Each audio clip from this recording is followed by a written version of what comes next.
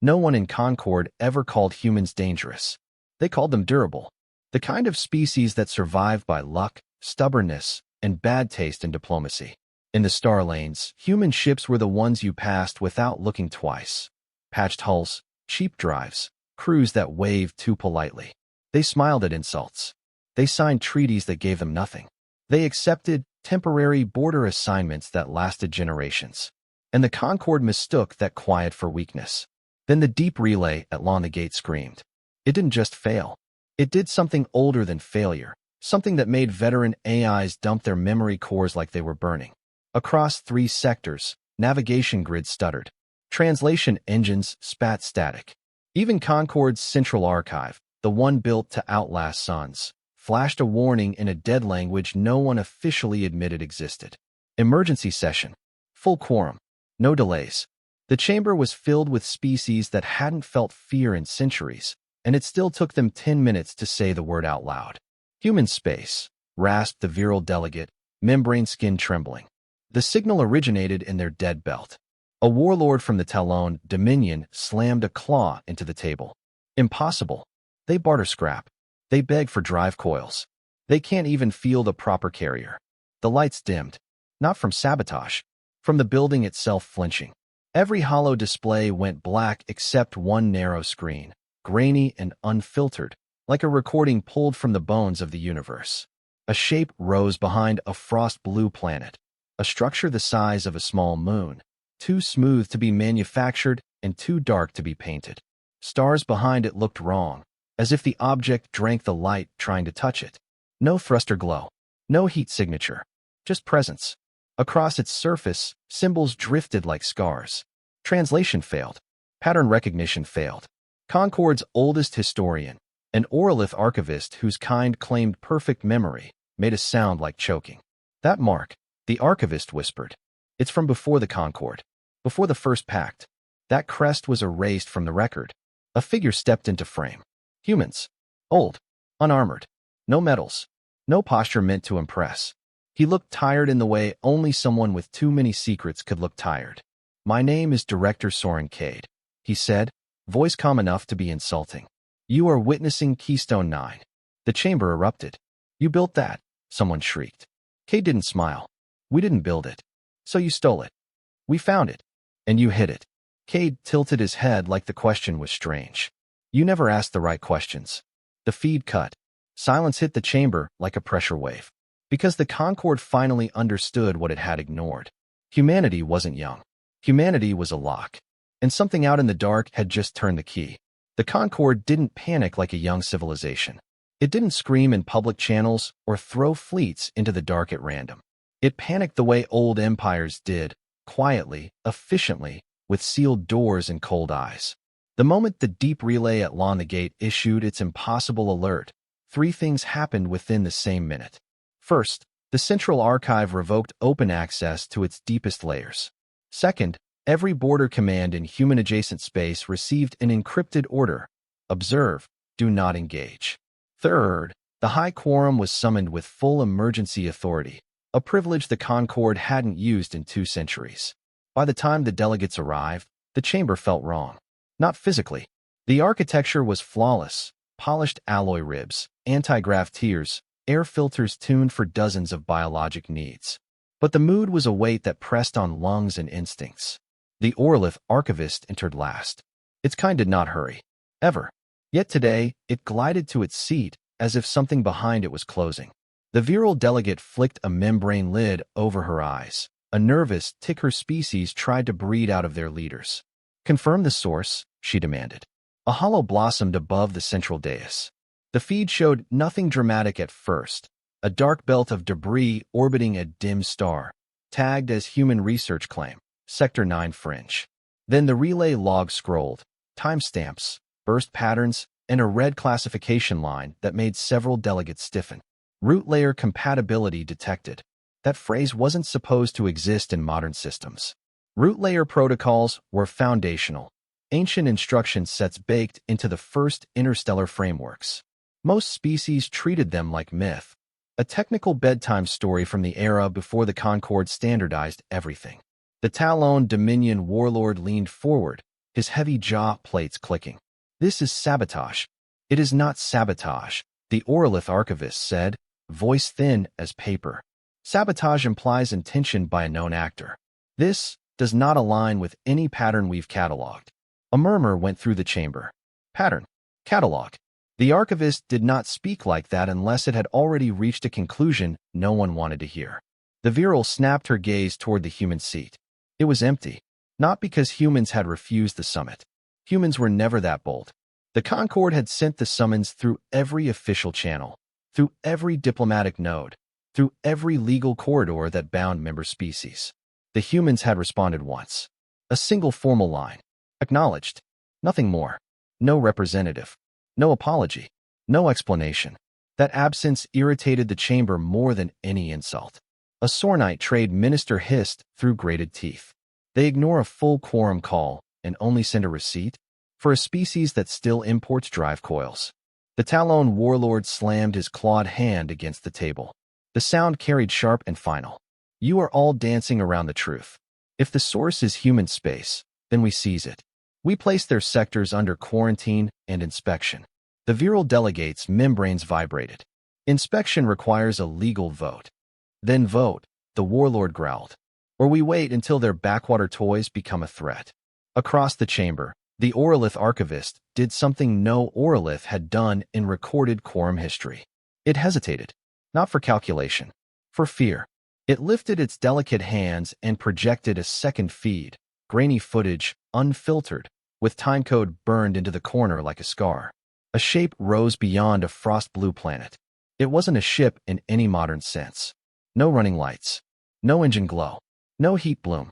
Just a mass that swallowed contrast, turning the stars behind it into a faint, embarrassed haze. The object didn't look built. It looked discovered. Symbols drifted across its surface, not carved but layered, like old paint on an older wound.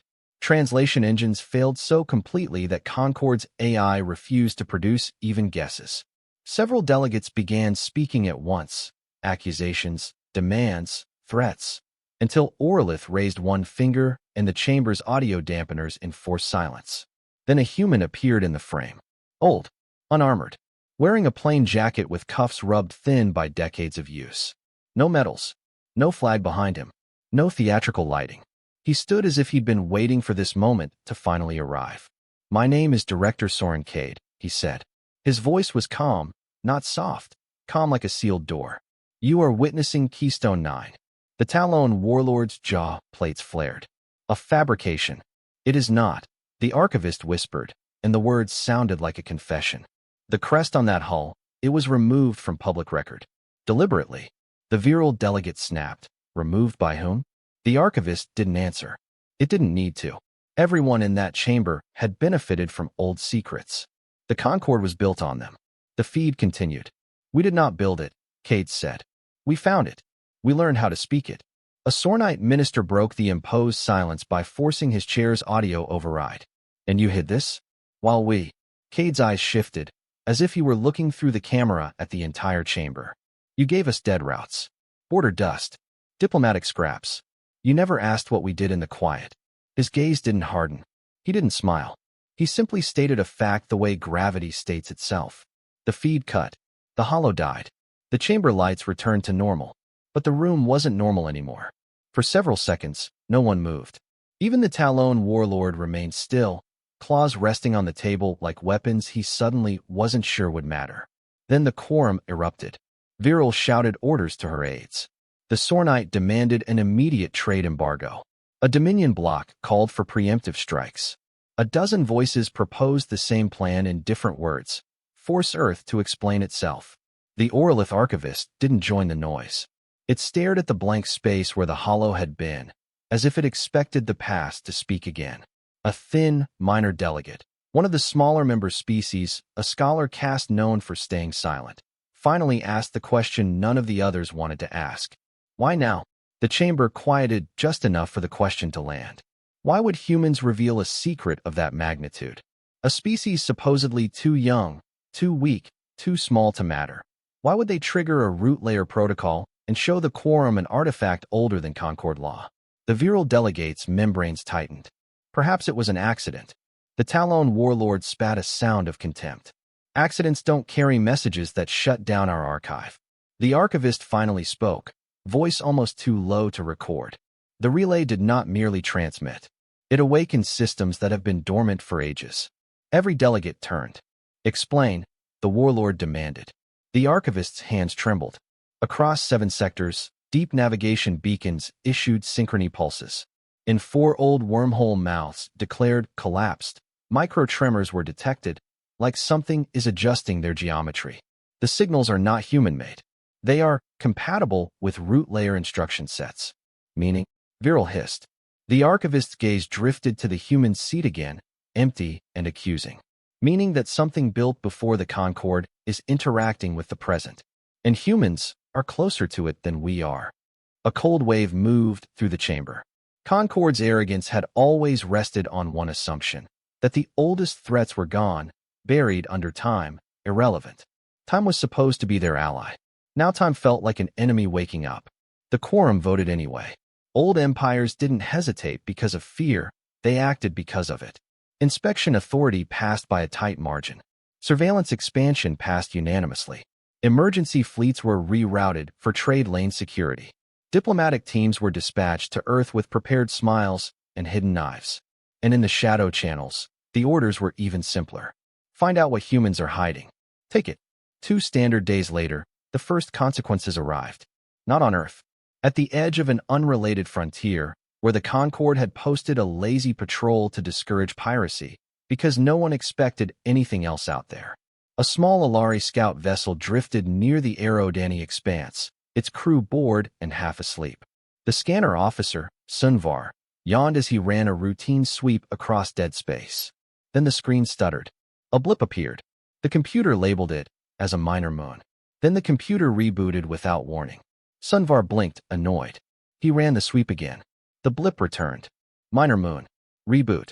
He called the engineer, a Fran Delari whose comm usually survived anything. She stared at the logs and went still. Her fronds tightened as if trying to shrink into her skull. This isn't a sensor glitch, she said. Sunvar swallowed. Then what is it?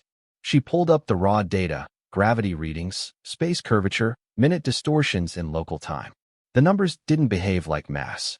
They behaved with intention. Something is displacing space itself, she whispered. It's moving through the dark like it knows where it's going. Sunvar leaned closer, dread pooling behind his ribs. How big? The engineer didn't answer right away. She expanded the scale, then expanded it again, because the object refused to fit into the chart. When the computer finally accepted the size estimate, the label changed from minor moon to a blank line, as if even the system refused to name it. Sunvar watched the trajectory line draw itself, steady, patient, and aimed directly toward the Concorde's central trade arteries. Not fast, not urgent, like a piece sliding into place. He opened a secure channel to command, fingers trembling. Unidentified mass detected, he reported, forcing his voice to stay flat. Gravitic distortion confirmed. Movement pattern deliberate. Command replied within seconds. Hold position. Do not engage. Continue observation. Sunvar stared at the screen again. The blip didn't drift. It advanced. And somewhere deep in the Alari ship's hull, the comms system crackled, not with a message, not with a hack, but with a single tone that didn't belong to any known frequency band. A tone so old the ship's translator tried to label it as silence. Sunvar felt his mouth go dry, because the tone wasn't coming from the blip. It was coming from behind it, from the deeper dark, where the map ended. And whatever was there was moving too. The probe was never supposed to cross the marker. Everyone in the Concorde knew the rule, even if no one admitted it aloud. Human research claims were annoying, not dangerous. Dead belts, frozen debris fields, region humans liked to study because no one else wanted them. Sector 9's fringe fell neatly into that category, which was exactly why the Quorum approved the mission. No formal announcement, no escort fleet, just a quiet directive issued through the Concorde's exploration arm. Send a science team, log anomalies, confirm exaggeration, return with proof that humans were bluffing. The vessel chosen was CQS Pale Vector, small, fast, and forgettable. Its crew was mixed species, carefully selected to avoid accusations of bias. No warlords, no admirals, Just analysts, engineers, and one diplomatic observer whose only job was to make sure no one provoked a scandal. Captain Reltoven didn't like any of it. He had commanded frontier survey ships for 40 years. He knew when a mission was meant to learn something, and when it was meant to reassure frightened politicians. This one was the second. The pale vector slid out of warp at the edge of Sector 9's dead belt, its drives cooling as stars dimmed around them. The viewports filled with rock and ice, shattered remnants of something that had never quite been a planet. Radiation levels nominal, reported Yensa, the ship's sensor lead, her insectal eyes flicking across layered data streams. The gravitational field is irregular but stable. No active emissions detected. Rel leaned back in his command cradle. Human beacon? Yensa hesitated. Present. Old. Passive. It's barely broadcasting. The diplomatic observer, a thin Sornite named Hale, exhaled in relief. There. Research site. Nothing else. We confirm. We leave, and the quorum stops foaming at the mouth. Rel didn't answer. He was staring at the star behind the belt. It looked wrong. Not dimmer. Not brighter. Just muted. As if the light reached the debris field and decided not to continue. Bring us closer, he ordered. Slow. The pale vector advanced, thrusters whispering. Ice shards drifted past like the bones of forgotten worlds. The deeper they went, the quieter the ship felt, not in sound, but in sensation. Rel had the irrational feeling that space itself was listening. Captain, Yensa said slowly. Background radiation is dropping. That's not possible, Hale snapped.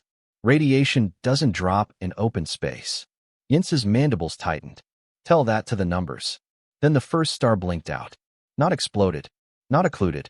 Gone. A clean absence where light had been. Rel felt his stomach tighten. Explain. I can't, Yensa said. It's not a shadow. It's not gravitational lensing. The photons just stop. The ship shuddered. Not from impact. From correction. Every system on the pale vector adjusted at once. Gyros recalibrating. Clocks resensing. AI subroutines pausing and restarting in confused bursts. Hale grabbed the arm of his chair. What was that? Yensa's voice dropped to a whisper. Something just aligned us. Rel turned slowly. Aligned us with what?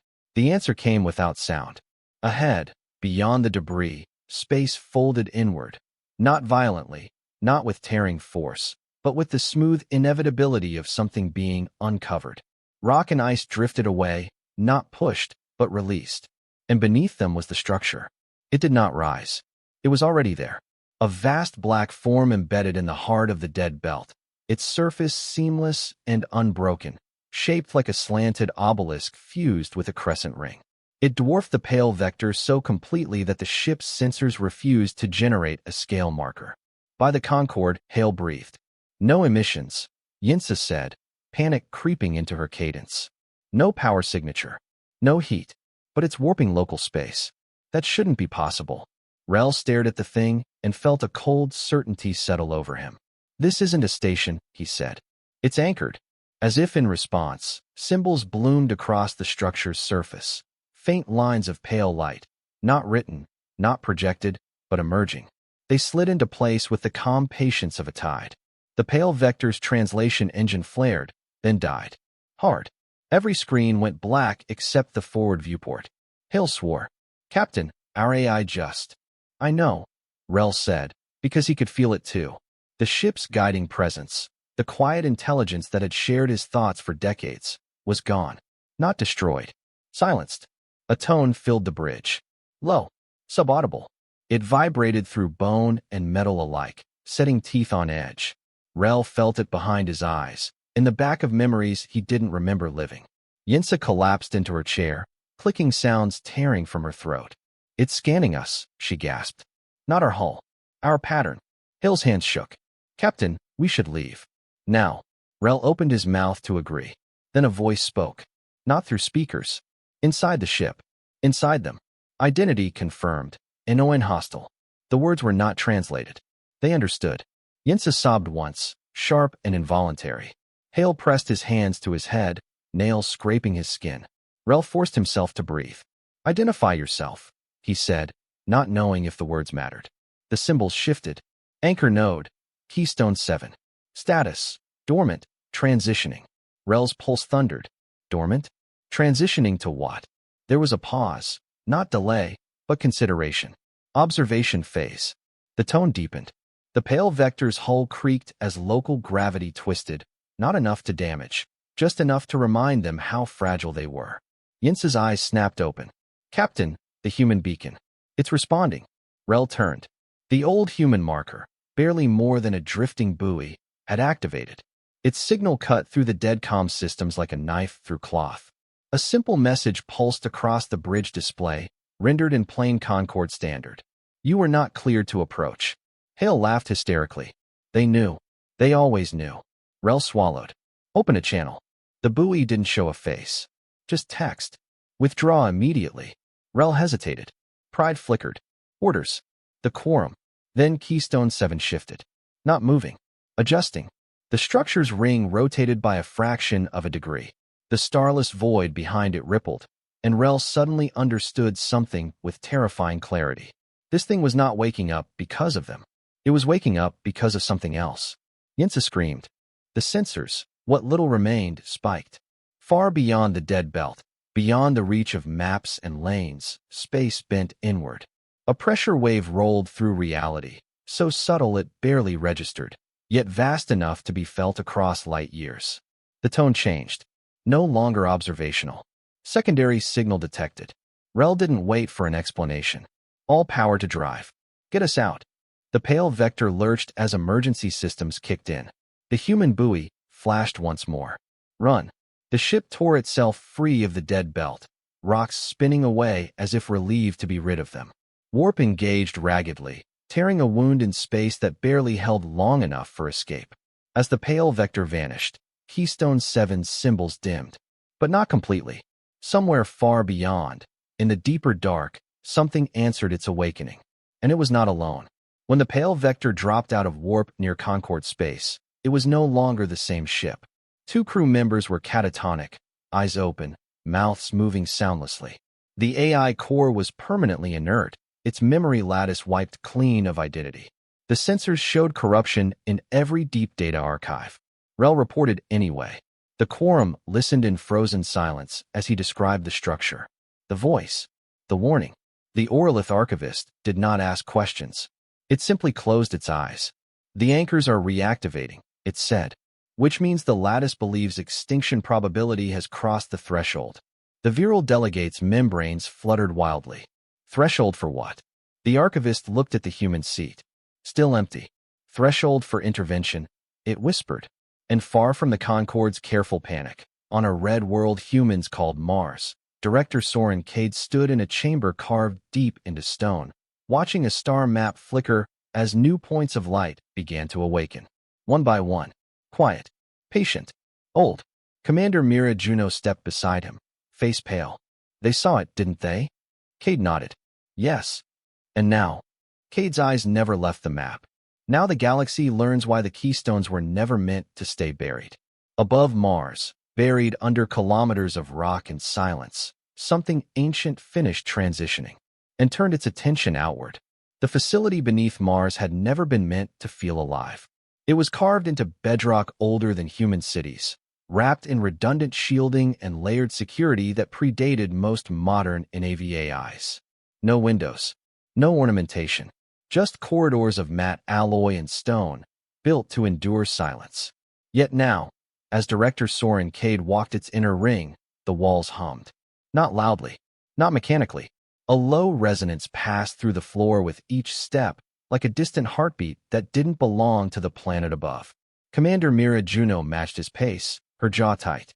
Keystone 7 fully transitioned 20 minutes ago, she said. No propulsion signature. No weapons activation. Just awareness. Cade nodded once. Awareness is the dangerous part. They entered the primary operations chamber. The room opened into a circular vault, its ceiling lost in shadow. At the center, a three-dimensional star map hovered, raw, unfiltered, stripped of Concord overlays. 12 points pulsed faintly across it, scattered at impossible locations, some buried in asteroid belts, others hidden in regions long marked as empty. The keystones. Juno folded her arms. The Concord probe survived. Barely. That was intentional, Cade said. She looked at him sharply. You're sure? They were never in danger, he replied. The anchors don't kill observers unless observation threatens alignment. Juno exhaled. You say that like you understand them. Cade didn't answer immediately. He stopped beside the map and reached out, not touching the projection, just hovering close enough that the light traced his knuckles. We understand fragments, he said finally. Enough to be afraid. Behind them, a door irised open with a soft hiss. Dr. Lisa Wren stepped into the chamber, her lab coat half forgotten over a utility harness. She looked like she hadn't slept in days, and in truth, she hadn't. The interface has stabilized, she said. If that's even the right word. Juno turned. Which one? Keystone 9, Wren replied. It's no longer passive. It's listening. Cade closed his eyes briefly. Then it's time. Juno's voice hardened. Time for what, exactly? For honesty, Cade said. With our own people. They descended deeper. The inner vault lay beneath layers of magnetic isolation and physical locks that required human presence. No AI assistance. No automation. The door opened to reveal a chamber bathed in cold blue light. Keystone 9 dominated the space. Even dormant, it defied scale. The artifact's core structure hovered in a containment field, a complex geometry of black surfaces and luminous seams that shifted when viewed from different angles. Symbols drifted across it like thoughts that hadn't decided to become language. Dr. Wren swallowed. It's grown. Juno frowned. How do you grow? Internally, Wren said. A secondary lattice has formed. Not mechanical, not biological, something in between. Cade stepped forward. The containment field shimmered but did not resist him. Has it been spoken? Wren hesitated. Not in words. The light inside the core brightened. The hum deepened. Juno stiffened. Director? Cade raised his hand, calm. It's all right. The temperature in the chamber dropped by 3 degrees. Wren's breath fogged faintly as the symbols rearranged themselves, flowing inward toward a single point. Then the presence arrived. Not a voice. A recognition. Wren gasped and staggered back, one hand braced against a console. It just mapped me. My thoughts. My memories. Juno's hand hovered near her sidearm out of reflex, though she knew how meaningless it was. Mapped you how? Like, context, Wren whispered. Like it was figuring out why I exist. Cade stepped closer still. The blue light traced his face, highlighting lines carved by decades of secrets. We are human, he said, speaking into the quiet. We are not your makers. The symbols paused, then shifted again. Wren's eyes widened. It acknowledged that. Juno looked between them. You're telling me this thing understands us? It understands enough, Cade said. And enough is all it needs. Wren swallowed hard. Director, there's more. She pulled up a private feed, bypassing standard displays. Data cascaded. Ancient code structures unfolding, cross-referencing against human archives, then against something far older. The keystones aren't ships, Wren said. Not in the way anyone thinks. They're anchors.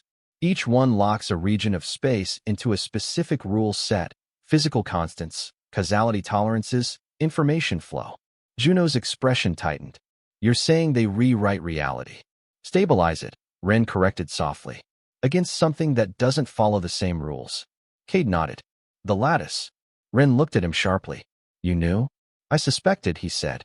The first engineers who found keystone fragments in the Kuiper wastes, 280 years ago, they thought they were relic weapons.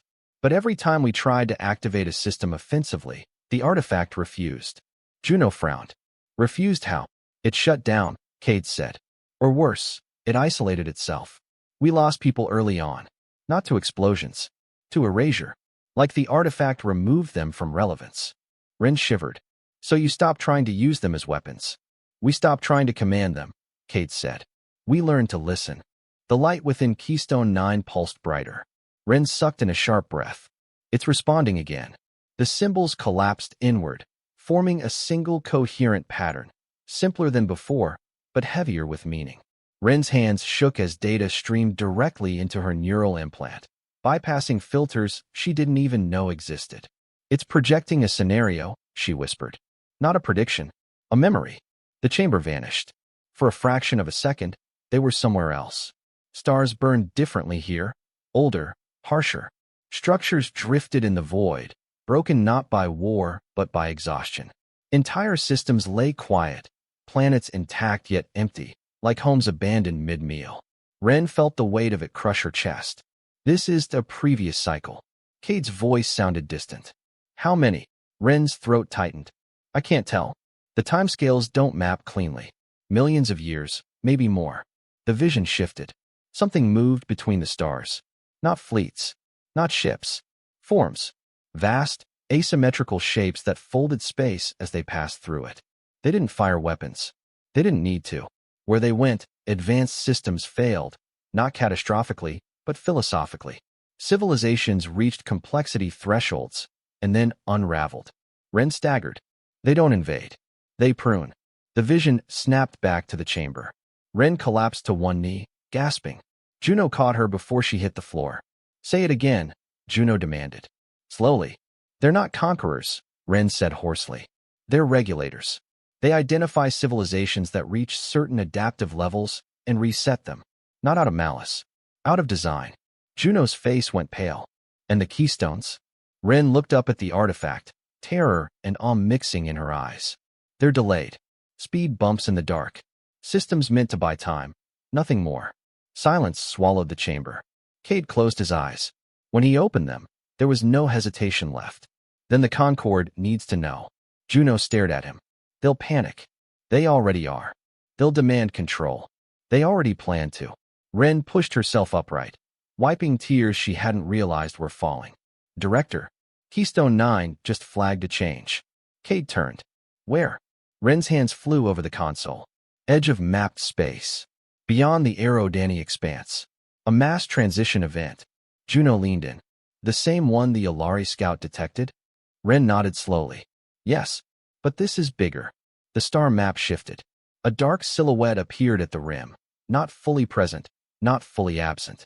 Space bent around it like a heat haze around a flame. Ren's voice trembled. It's not the Harvester's main body. Cade's jaw tightened. Then what is it? Ren swallowed. A scout. The hum in the chamber deepened. Keystone 9's light flared, brighter than before, symbols blazing with urgency. For the first time since its discovery, the artifact broadcast a direct, unambiguous signal, one that didn't require interpretation. Ren read it aloud, her voice barely steady. Lattice breach probability rising. Consensus failure detected. Human custodians. Prepare for external coordination. Juno looked at Cade. It wants us to involve the Concord. Cade stared at the dark shape on the map. No, he said quietly. It's warning us. Of what? Cade's voice was flat, heavy with understanding. That the delay is ending. Above Mars, unseen by any telescope, space tightened. And far beyond the galaxy's familiar light, something ancient adjusted its course, drawn not by fear, not by resistance, but by the unmistakable signal of a species that had finally learned the truth and refused to look away. The Concord did not receive the warning the way humans expected. It didn't come as a plea or a confession. It arrived as a procedural anomaly, an irritation inside systems that prided themselves on perfection. Messages from Earth requesting a multilateral emergency channel were routed, delayed, rerouted again, flagged for review, and quietly buried under layers of bureaucracy that had once kept the galaxy stable. For the Concord, protocol was safety. For the Keystones, protocol was irrelevant. The first failure occurred in a place no one was watching. An automated navigation hub near the long-abandoned Trine Rift, classified as obsolete and left to maintain itself, activated a diagnostic routine without instruction.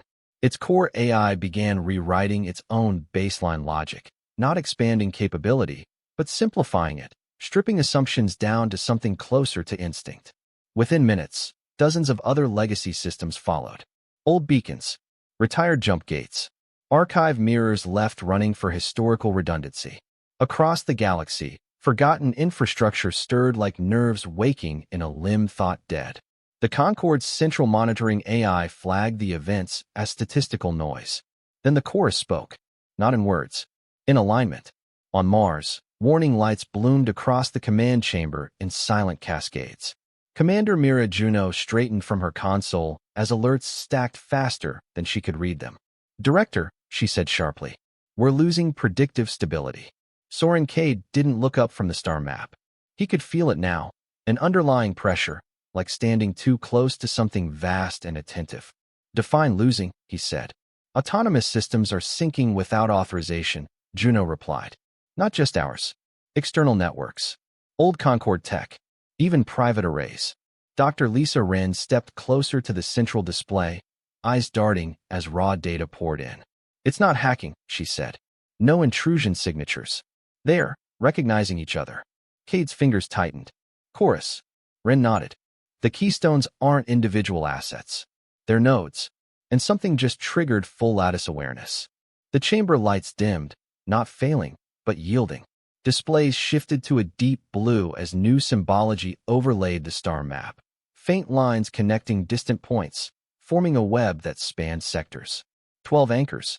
Hundreds of dormant relays. Thousands of passive structures that humanity hadn't even known existed. The chorus protocol was activated. Juno swallowed. We never authorized this. We never could, Cade said. Authorization implies control.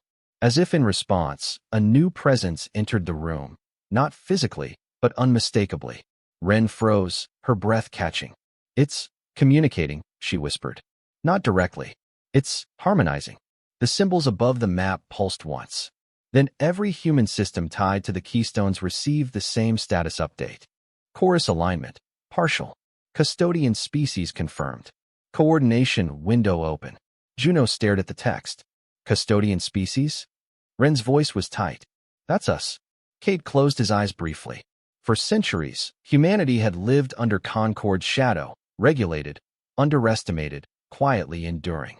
Now an ancient system older than the Concord itself had looked at the galaxy and chosen its caretakers. Not rulers. Caretakers. The first external reaction came from the Talon Dominion. Their fleets didn't mobilize openly. They never did. Instead, 3 training battle groups adjusted their routes to drift closer to human space, transponders broadcasting harmless intent. On Concord news feeds, analysts smiled and called it coincidence. In reality, every warlord knew the same thing. If the humans had access to something that could wake the past, it needed to be seized before it could be aimed. The second reaction came from the Viral Combine. They sent diplomats. A dozen sleek envoys arrived at Earth orbit within hours, broadcasting respectful greetings and urgent requests for shared oversight in the spirit of unity. Earth granted them holding patterns. No landing permission. No denial either. Just waiting. That silence unnerved them more than hostility would have. The third reaction came from the archivists. The Orlith withdrew from public channels entirely. In sealed chambers deep within their crystalline cities, they opened vaults that had not been accessed since before the Concord's founding. Records long dismissed as allegory were pulled into active review. And for the first time in living memory, the archivists disagreed with each other. On Mars, the chorus protocol escalated. Director, Juno said quietly. Keystone 3 just moved. Cade's eyes snapped open. Moved how? Not spatially, Wren answered, fingers flying. Relationally. It's reorienting its anchor field toward an uninhabited sector. The star map zoomed in. A dead region. No trade lanes. No strategic value. Except for one detail. That's along the scout's projected trajectory, Juno said. Yes, Wren replied. The chorus is positioning ahead of the threat, not reacting to it. Cade felt a chill settle into his bones. It's building a perimeter. The realization hit all of them at once. This wasn't a warning system activating late. This was a defense network that had been waiting, patiently, for millions of years. And now it had decided the waiting was over. Across the galaxy, the chorus made itself known. Not with announcements. With consequences. A Concorde surveillance fleet attempting to slip past human space lost cohesion when its jump calculations failed mid-transition. Ships emerged scattered across light minutes, intact but disoriented, their navigational AIs locked into passive loops that refused new instructions. No damage. No attack. Just a firm, unmistakable denial.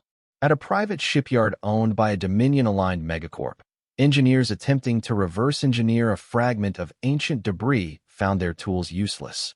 The fragment simply stopped interacting with matter, existing as an untouchable void until the facility's systems shut down from cascading logic errors.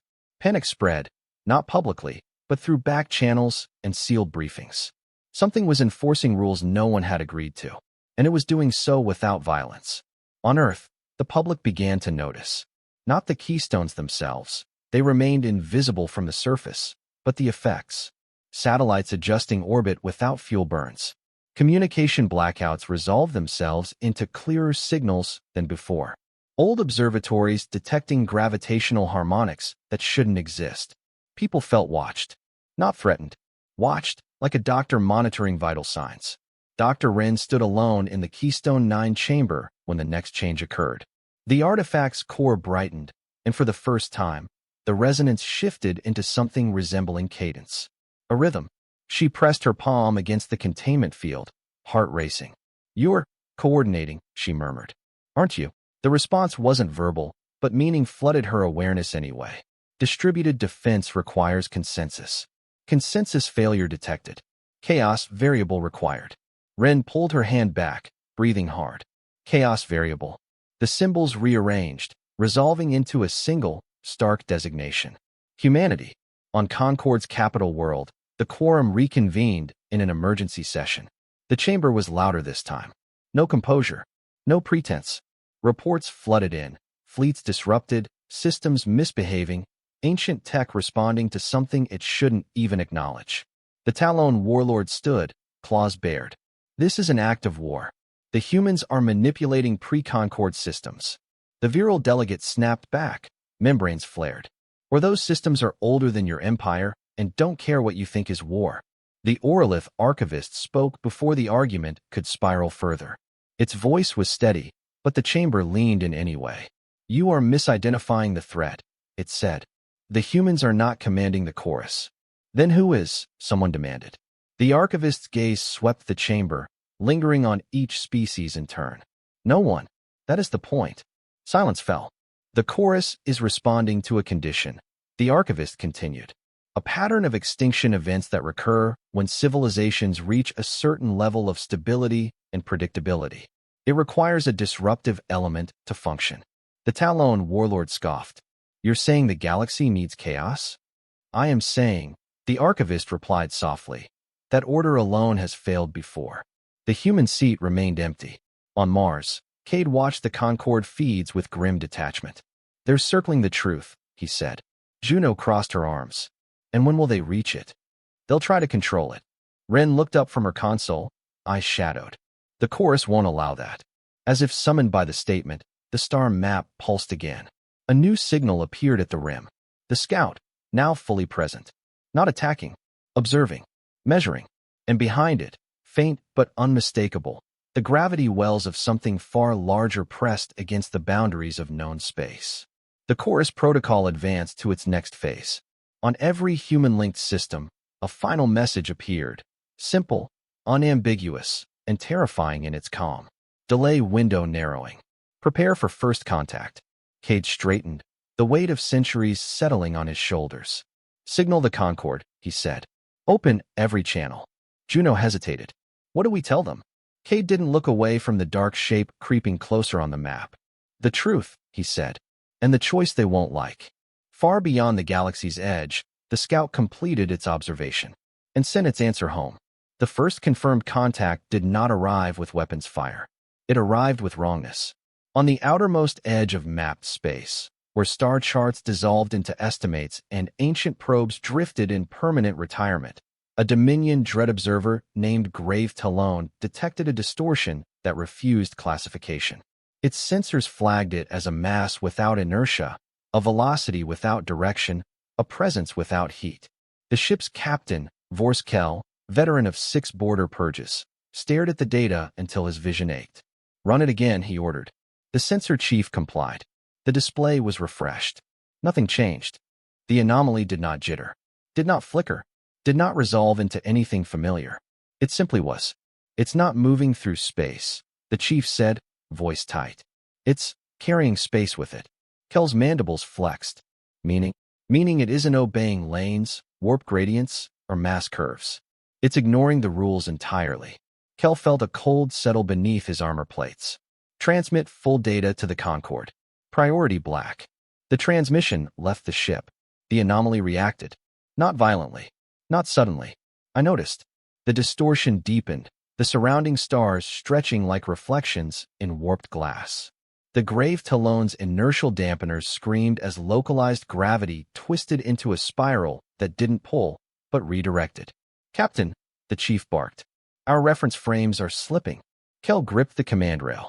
"Hold position." "We can't," the chief replied. "Position doesn't mean the same thing anymore." Then the distortion unfolded. Something emerged. Not a ship, not a creature. A form assembled itself from absence, its edges defined by the way reality recoiled around it. Segmented structures slid into coherence, surfaces rippling like oil over bone. Pale lights burned deep within it, dim, steady, uncaring. The grave Talon's AI attempted classification. It failed, not with error codes, with silence. The AI simply stopped offering suggestions, as if it had reached a conclusion too final to articulate. Kel opened a wideband channel. "Protocol be damned. Unidentified entity. This is Dominion vessel Grave Talon." State intent. There was no reply. Instead, a pulse radiated outward. Not energy, not radiation, but information. It washed over the ship, bypassing shields, sensors, and firewalls. Crew members staggered. Some screamed. Others went eerily still, eyes unfocused, mouths whispering words that didn't belong to any language Kel recognized. The chief clawed at his own face, scales paling. "Captain, it's not scanning systems. It's scanning concepts." Kel's instincts screamed retreat. Emergency jump. Now, the driver was engaged. And failed. The anomaly did not block it. It rendered the idea of leaving temporarily meaningless. Then, as suddenly as it had appeared, the entity withdrew. Not retreating, not fleeing. Simply folding itself back into distortion, leaving space behind as if smoothing a wrinkle from fabric. The grave Talon's systems rebooted in staggered confusion.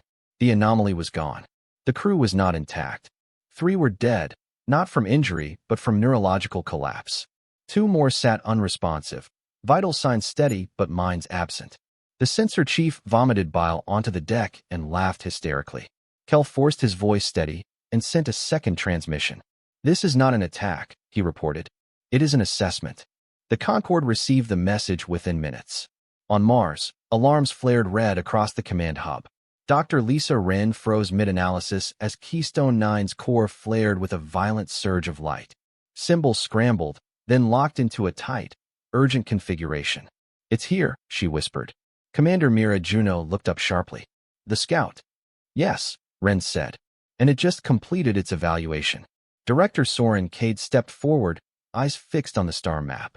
The dark silhouette at the rim pulsed once, brighter than before, its position now precisely aligned with 3 keystone anchor vectors. "What did it learn?" Juno asked. Wren swallowed. "That we exist." The chorus reacted immediately. Across human-controlled space, the keystones shifted, subtle adjustments, minute reorientations that sent ripples through gravity wells and space-time constants. The lattice tightened, drawing an invisible line across sectors the Concorde had long assumed were inert. On Concorde channels, confusion erupted. Navigation errors multiplied. Long-range comms began to echo with phantom latency. Old archives resurfaced fragments of data that contradicted official history. The Orlith archivist stood alone in a sealed chamber, surrounded by projections of forgotten texts. Its hands trembled as it cross-referenced the grave Talon's data with records it had sworn never to reopen. "It matches," it whispered. "Every cycle." The archivist activated a private channel, one it had never used before. The message went only to Earth. "You were right to be silent." Cade received it without reaction. "They're afraid now," Juno said quietly. "They should be," Cade replied. "Fear means they might listen." The Concorde did not listen. Not at first. The Talon Dominion called an emergency motion accusing humanity of provoking an unknown existential threat through reckless experimentation. The Virile Combined demanded immediate transfer of Keystone oversight to a Joint Council task force. Trade sanctions were prepared. Military contingencies drafted. All of it noise. The chorus ignored them. The scout returned. This time, it did not stop at the rim. It advanced. Not quickly, not aggressively, purposefully. As it crossed into the lattice's outer influence, space itself protested. The keystones resonated in unison, emitting harmonic pulses that bent trajectories and destabilized the entity's coherence. For the first time, the scout hesitated. Ren watched the data with awe and terror. "It's adjusting," she said, learning how the lattice pushes back. Cade's jaw tightened. "And how long until it adapts?" Ren didn't answer, because Keystone 9 answered for her. A direct feed flooded her mind. No filter, no buffer. Images. A galaxy burning. Stars extinguished not by explosion, but by decision. Entire civilizations frozen mid-advancement, their infrastructure unraveling, as if the concept of complexity itself had been rejected. The scout was not the threat. It was the messenger. The scout transmitted again, but this time, the message wasn't aimed at the Concord. It was aimed at the Keystones. The lattice shuddered. Several anchors dimmed, then recovered, their output recalibrating as if responding to a challenge issued in a language older than physics. Ren collapsed to her knees, gasping. "I'm negotiating." Juno stared. "With what?" "With the system," Ren said hoarsely. "It's argued that this cycle has exceeded acceptable variance." Cade's voice was cold. "And the chorus?" Ren looked up, eyes wet with fear. The chorus is arguing back. On Concord worlds, citizens looked to their skies as faint auroras shimmered where none should exist. Scientists scrambled to explain readings that defied textbooks. Religious sects declared omens. Markets trembled. The galaxy felt it. Something ancient was deciding something. The scout drifted closer, its form distorting under harmonic pressure. For the first time, it emitted something resembling urgency. The chorus responded with a full lattice pulse. Across space, 12 keystones flared simultaneously, their combined resonance forming a wall, not of force, but of constraint. The scout recoiled, its coherence destabilizing, edges blurring as if reality itself was rejecting its presence. But it did not flee. Instead, it did something no record predicted. It was broadcast, not a demand, not a threat, a warning. The message bypassed Concord encryption, human firewalls, and alien cognition barriers alike. It arrived everywhere at once, translated not into words, but into understanding. This cycle is not sustainable. You have introduced chaos into a closed system. Adaptation is required. Resistance will be measured. The message ended. The scout withdrew beyond the lattice's edge, its form dissolving back into distortion. Silence followed. Not relief. Dread. On Mars, Cade exhaled slowly. "It's done observing." Juno nodded grimly. "And now it's reporting." Ren pushed herself upright, shaking, to something much larger. Far beyond the rim, in a region no map acknowledged, vast shapes stirred, structures not yet fully present, pressing against reality like hands against thin glass. The scout had returned home, and it had decided this galaxy was worth correcting. The chorus tightened its grip. The delay window shrank. And for the first time since humanity discovered the Keystones, Director Soren Cade allowed himself a single, quiet thought. We are no longer early. We are almost late. Keystone 9 did not sleep. It had never slept, not in the way humans understood the word. It waited. It listened. And now, after the scout's withdrawal and the chorus's tightening grip, it began to change. Dr. Lisa Wren noticed it first because the numbers stopped behaving. The chamber beneath Mars was quiet except for the low harmonic hum that had become constant since the chorus protocol activated. Wren stood inside her observation pod, surrounded by layered data feeds, watching Keystone 9's internal lattice restructure itself. Not expand. Differentiate. That's not power routing, she murmured, fingers hovering over the console. That's growth. Commander Mira Juno stepped up behind her. How? Wren hesitated. Scientists lived on precision. What she was seeing refused it. It's forming a substructure, she said carefully. Not mechanical, not energy-based. Something like a reflective interface. Juno frowned. Reflective of what? Wren didn't answer immediately. She leaned closer to the display as the lattice resolved into a shape that made her breath catch. A core within the core. Crystalline, luminous, and disturbingly symmetrical. It's mapping us, Wren said softly. Specifically me. Juno's spine stiffened. Explain. The interface is aligning to my neural patterns, Wren replied. My language centers. My memory architecture. It's not copying, it's mirroring. Director Soren Cade entered the chamber without announcement. He took in the scene in a single glance, eyes narrowing at the growing structure. "It's choosing a voice," he said. Ren looked at him sharply. "You knew this was possible?" "I suspected," Cade replied. "The earliest records hinted at an echo function. We dismissed it as a metaphor." The crystalline structure pulsed, light flowing through it like breath. Then the chamber's gravity shifted, barely enough to register, but enough to make Ren's stomach lurch. Juno's hand went to her sidearm again, reflexive and futile. "Director?" Cade didn't move. "Let it proceed." Ren swallowed. "You're asking me to stay connected." "I'm asking you to listen," Cade said. The pod's interface chimed softly as Keystone 9 initiated a direct cognitive link. Ren gasped. The world inverted. She was no longer in the chamber. She stood in a vast conceptual space, not physical, not imaginary, but somewhere between thought and structure. Lines of light stretched into infinity, intersecting in patterns that felt intentional. Each line carried information older than language. A presence emerged, not approaching, resolving.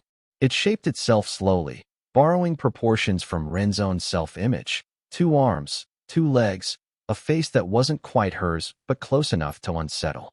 Its eyes opened. They were her eyes. Ren staggered back, heart racing.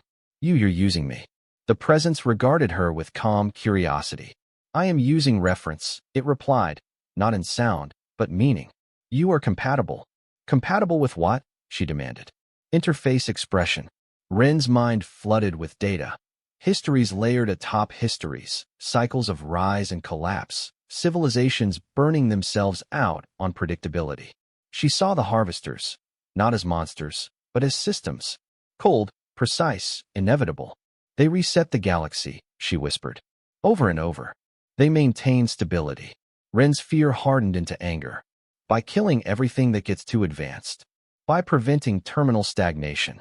She shook her head violently. "That's not balanced. That's extermination." The presence tilted its head, an almost human gesture. Agreement detected. Ren froze. "What?"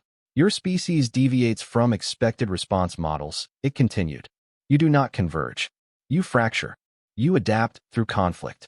The conceptual space shifted. She saw humanity's history, wars overlapping discoveries, ideologies colliding, progress born from failure rather than optimization. A species that never quite stabilized enough to be predictable. "You're saying we're useful," Ren said bitterly. "You are disruptive."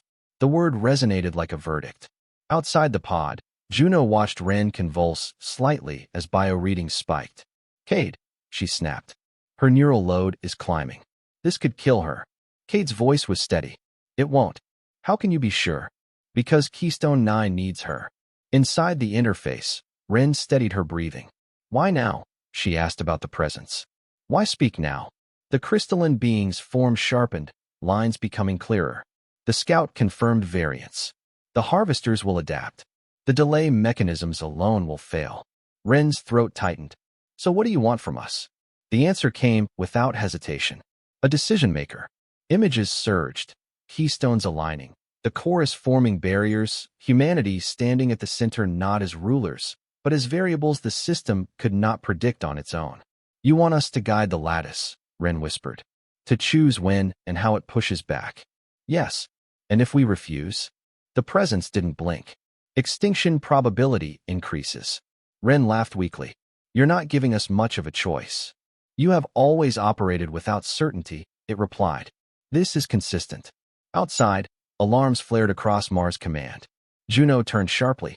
Multiple Concord fleets just altered course. They're heading straight for Earth space. Cade's eyes darkened. "They think force will give them leverage." "And will it?" Cade shook his head.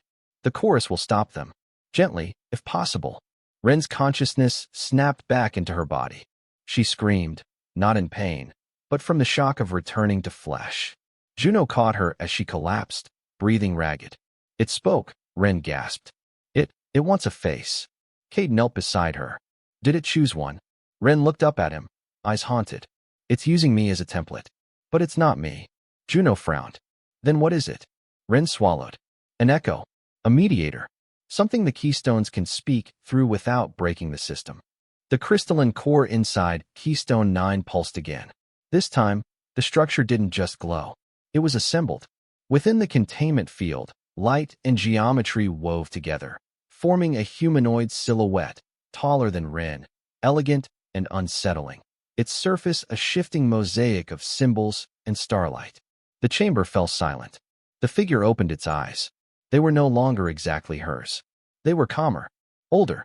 "I am Interface Echo," it said aloud, voice layered, human tone over something deeper. Expression enabled. Juno drew her weapon halfway, then stopped, transfixed. Kate stood slowly. "Welcome." Interface Echo turned its head toward him. "Custodian Soren Cade, you have waited." Cade's jaw tightened. "We didn't know what to do." Echo inclined its head. "Now you do."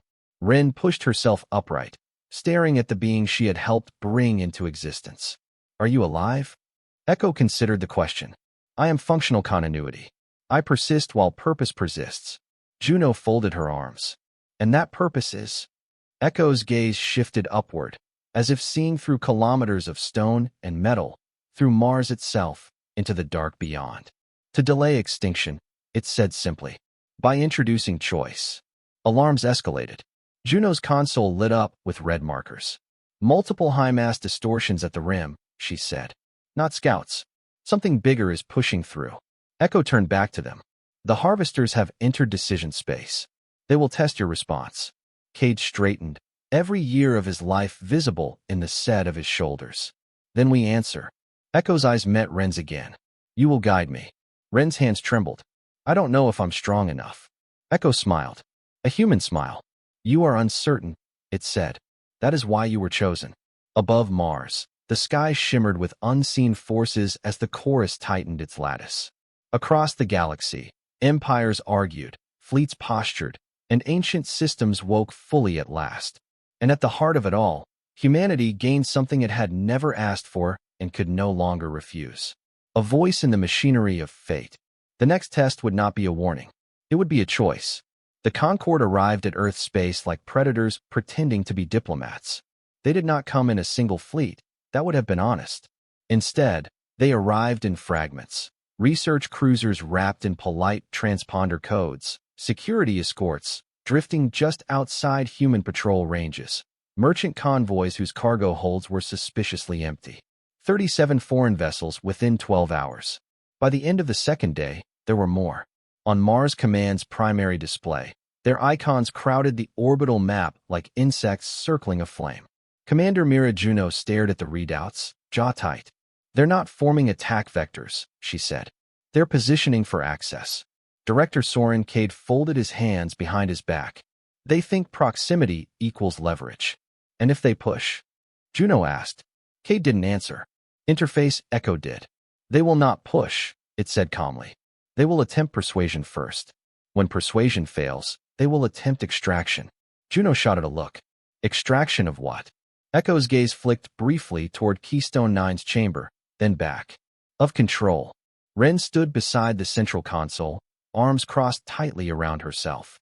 Since Echo's manifestation, she felt thinner. Not weaker, just shared. As if a part of her attention was always elsewhere, riding the lattice's hum. "They're afraid," she said quietly. "But not of extinction." Cade glanced at her. "Then of what?" "Of being irrelevant," Ren replied. "For the first time, the galaxy doesn't revolve around their systems." As if summoned by the observation, a priority channel request pulsed on the display. Concorde high quorum credentials, fully authenticated. Juno scoffed. "Took them long enough." Cade nodded. "Open it." Full broadcast. The chamber lights dimmed as the channel connected. The familiar amphitheater of the quorum appeared, crowded with delegates whose composure had visibly frayed since the last session. The human seat, once empty, now glowed faintly, its interface active. A ripple of unease passed through the chamber. The virile delegate spoke first, her membranes twitching. "Director Cade, Earth, you are requested to explain the disruptions currently affecting Concorde infrastructure." Cade stepped forward, posture relaxed but unyielding. "You are not requesting," he said evenly. "You are reacting." Murmurs rippled through the quorum. The Talon Dominion warlord leaned into frame, eyes burning. "Your actions have destabilized navigation, trade, and military readiness across 3 sectors. This constitutes a consequence," Cade interrupted. "Not an action." Silence fell. The Orlith archivist leaned forward slowly. The chorus has activated, it said, and you are its custodians. Cade inclined his head. Correct. The archivist's voice softened. Then tell us what it wants. Echo stepped into view. The chamber froze. Gasps echoed from multiple delegates. Some recoiled instinctively. Others leaned closer, eyes wide with forbidden curiosity. I am Interface Echo, it said, voice carrying effortlessly across species and translation layers. I speak for the Lattice. The Talon warlord snarled. A construct speaking in a human voice? Echo regarded him calmly. Human cognition provides optimal interpretive variance. Several delegates visibly bristled at the implication. The virile delegate steadied herself. State your purpose. Echo did not hesitate. To delay cyclical extinction. The chamber erupted. Accusations. Denials. Laughter edged with panic. The warlord slammed his claw down. There is no extinction cycle. That is archivist mythology. The Orlith archivist spoke, voice trembling. It is not. All eyes turned to it. We have fragments, the archivist continued. Purged records. Rewritten histories. We believe them to be symbolic. They are not. Echo nodded. Your civilizations have survived because prior cycles ended before you emerged. A hush fell. Cade spoke again, his voice quieter now. Something is coming. Not to conquer. To correct. The virile delegate's membranes fluttered violently. Then you expect us to simply submit to human oversight? No, Cade said. We expect you to choose. The warlord bared his teeth. You threaten us. Cade met his gaze. We offer you survival. Echo stepped closer to the camera. The Lattice requires coordination. Independent action increases failure probability. A delegate from a minor trade bloc shouted. Then give us access. Share control. Echo's eyes hardened. Subtly, but unmistakably. Control is not transferable. The chamber buzzed with outrage. Cade raised his hand. Listen carefully. The keystones are not weapons you can point. They respond to decisions. To unpredictability. To conflict that doesn't resolve into stagnation. And you think humans are uniquely suited to this? The virile demanded. Ren stepped forward before Cade could answer. Her voice shook, but it held. We don't think we're better. We think we're Messier. Several delegates frowned. We fight ourselves, Ren continued. We disagree violently. We build systems that contradict each other. We change direction mid-crisis. The Lattice needs that chaos to counter something that has never had to adapt. Silence followed. Not disbelief, but reluctant comprehension. The Talon warlord folded his arms. And if we refuse? Echo answered. You will attempt independent defense. You will fail. Your worlds will be reset. Quietly. The words landed like a blade laid gently on a throat. The virile delegate's voice dropped to a whisper. What do you want from us? Cade exhaled slowly. Commitment. Not obedience. The archivist nodded faintly. Participation. Coordination. Echo corrected. Under human mediation. The warlord sneered. You want us to kneel. Cade shook his head. We want you to stand with us. The Concord did not answer immediately. The channel remained open for 12 long seconds, an eternity in diplomatic terms. Delegates whispered to aides. Private channels flared. Fear, once hidden, leaked into posture and tone. Finally, the archivist spoke. We accept provisional coordination, it said. Under protest. The virile followed, voice strained. The combined concurs. One by one. Others followed. Not proudly, not openly, but with the stiff acquiescence of species that had calculated the odds and found them wanting. The Talon warlord remained silent. Then, grudgingly, the Dominion will cooperate. The channel closed. Juno exhaled a breath she hadn't realized she was holding. They didn't apologize. Cade allowed himself a thin smile. They never do. Echo turned toward the star map. Coordination achieved. Survival probability increased. Ren stared at the display as new data streamed in. They're repositioning their fleets away from Earth. Toward the rim. Juno frowned. They're actually listening. For now, Cade said. The moment shattered as alarms screamed. Ren's hands flew over the console. Mass transition events. Multiple. They're not probing anymore. The star map darkened at the rim as vast shapes pressed through, far larger than the Scout. Structures whose presence crushed space-time into screaming arcs of distortion. Echo's voice sharpened. Primary harvester elements entering local reality. Juno's face went pale. How many? Ren swallowed. Enough. Across the galaxy, empires that had spent centuries posturing finally turned their guns outward. Not at each other. In the dark. On Mars, Cade straightened, every trace of diplomacy gone. Signal all coordinated fleets. Defensive posture only. Juno hesitated. Only. Yes, Cade said. This isn't about winning. Echo finished the thought. It is about holding. Beyond Neptune's orbit, the lattice flared to full intensity as the keystones aligned, ancient symbols blazing into existence, visible even to the naked eye on distant worlds.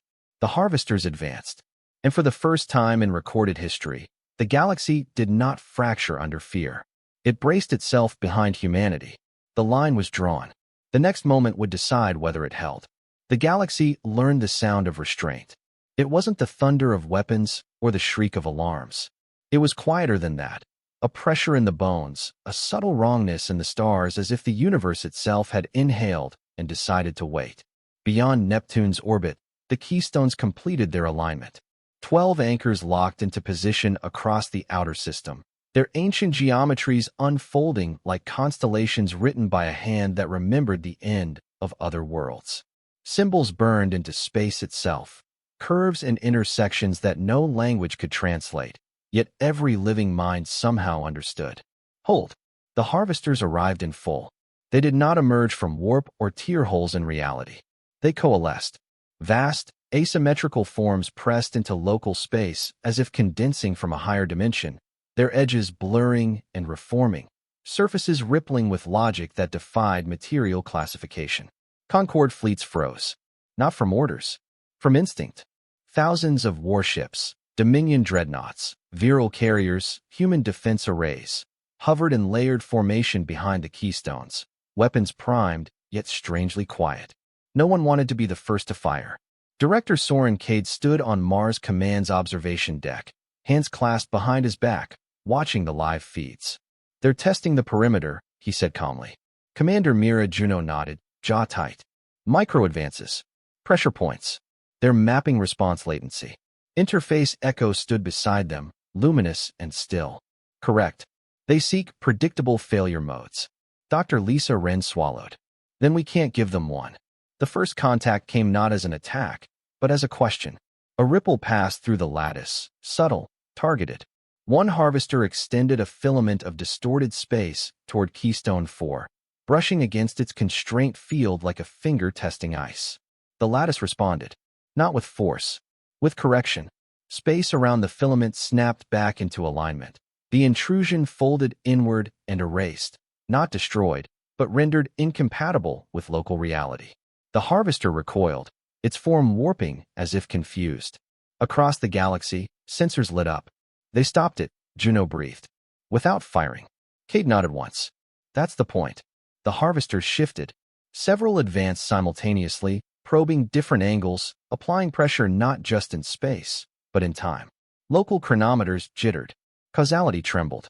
A Concorde cruiser found itself experiencing the same second twice before systems forcibly resensed.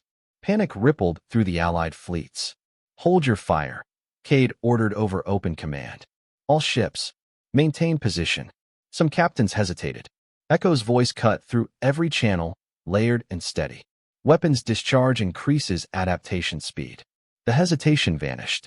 The harvesters pressed harder. One slipped partially through the lattice, its presence dimming Keystone 8's output by a fraction of a percent. The lattice compensated instantly, rerouting constraints, but the breach remained. Wren's hands shook as she read the data. They're learning. They're finding tolerances. Echo turned to her. Guide adjustment. Wren stared. How? You decide, Echo replied. I execute. Cade looked at her, expression unreadable. Trust yourself. Wren closed her eyes. She thought of humanity, not as a banner or a fleet, but as a history of contradictions. Wars fought alongside breakthroughs. Mistakes that birthed revolutions. Chaos that somehow became progress. Don't meet them head on, she said softly. Trip them. Echo inclined its head. Understood. The lattice shifted. Instead of reinforcing the breach point, Keystone 8 relaxed slightly, inviting the harvester's advance. The entity surged forward, sensing opportunity. Then the surrounding anchors tightened. The harvester's form twisted, caught in a pocket of conflicting constraints. Its structure destabilized, not violently, but catastrophically. Portions of it collapsed into informational noise, segments unraveling into nothing. For the first time, the harvesters reacted with something resembling surprise. They overextended, Juno whispered. We baited them. Cade's lips curved into the faintest smile. Human habit. The harvesters responded by changing tactics. Smaller entities detached from the main forms, slipping through microfractures at the edge of the lattice. Fast, agile, designed to slip past rigid defenses. They streamed inward toward the inner system. Human destroyer squadrons moved instantly, not by centralized command, but by practiced instinct. They didn't fire at the entities directly. They fired around them, deploying overlapping fields, sensor ghosts, contradictory signals that confused targeting logic. The entities slowed, stalled, and then the keystones pulsed. A wave of pure informational pressure rolled outward, not destructive, but revealing. It stripped away the entity's adaptive layers, exposing core logic structures that had never needed to hide before. Concord weapons fired. Plasma, rail slugs, particle lances, everything the galaxy had refined over millennia. This time it worked. Not cleanly, not efficiently, but enough. The smaller entities shattered, fragments dissolving into static as their cohesion failed. Cheers erupted across allied channels, short-lived and fragile. Don't celebrate, Cade warned. They're not retreating. He was right. The main harvester forms withdrew slightly, reconfiguring, their massive silhouettes shifting as internal logic recalculated. Space around them darkened, light bending inward. They're escalating, Ren said hoarsely. They're bringing higher-order structures online. Echo's glow intensified. Lattice stress approaching upper bounds. Cade turned to Echo. How long? Minutes, Echo replied. Perhaps less. Ren's heart was hammered. We can't hold forever. Echo looked at her. No. Cade took a slow breath. Then we changed the problem. He opened a wideband channel. Every allied fleet, every Concord world, every listening station. This is Director Cade, he said. If you're hearing this, you're part of the line. We are not here to defeat them today. We are here to teach them something. The harvesters surged again, a coordinated push that slammed into the lattice from multiple vectors. Keystones flared, symbols blazing brighter than suns. Several anchors dimmed under the strain. Echo staggered, not physically, but perceptibly. Ren felt it like a knife behind her eyes. They're forcing a resolution. Then give them one, Cade said. Ren's voice trembled. What kind? Cade's gaze was steady. A human one. She understood.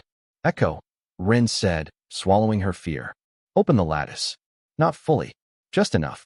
Juno spun toward her. That could kill us. Ren shook her head. Or it could confuse them. Echo hesitated. A fraction of a second that felt like eternity. Risk assessment, extreme. Do it, Ren said. On my mark. The harvesters pressed harder, sensing weakness. Now, Ren whispered. The lattice fractured. Not breaking. Bending. A controlled irregularity rippled across the keystones. Contradictory constraints layered over one another, logic loops that shouldn't coexist.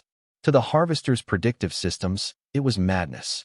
The entities surged into the opening and froze. Their adaptation engines stalled, flooded with mutually exclusive data. Structures designed to optimize against stable rules found themselves drowning in contradiction. They hesitated. That was enough. The keystones snapped back into alignment, the opening sealing behind the trapped harvester elements.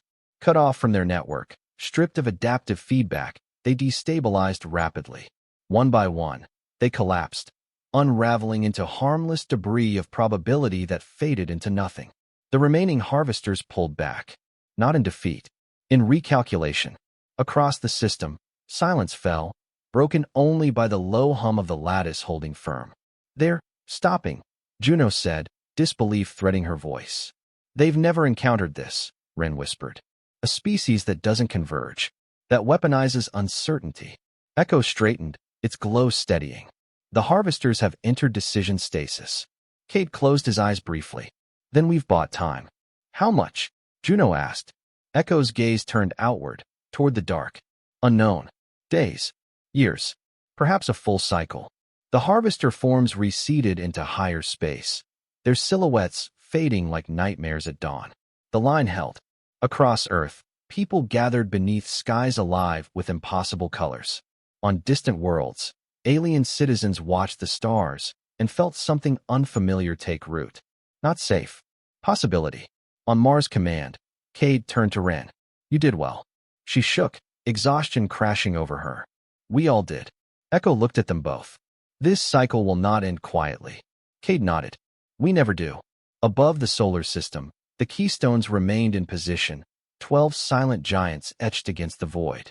Not gods, not guardians. A promise. And far beyond, in the dark where the harvesters waited and learned, one truth had been etched into the logic of extinction itself. This galaxy would not be predictable again, not while humanity stood in the line.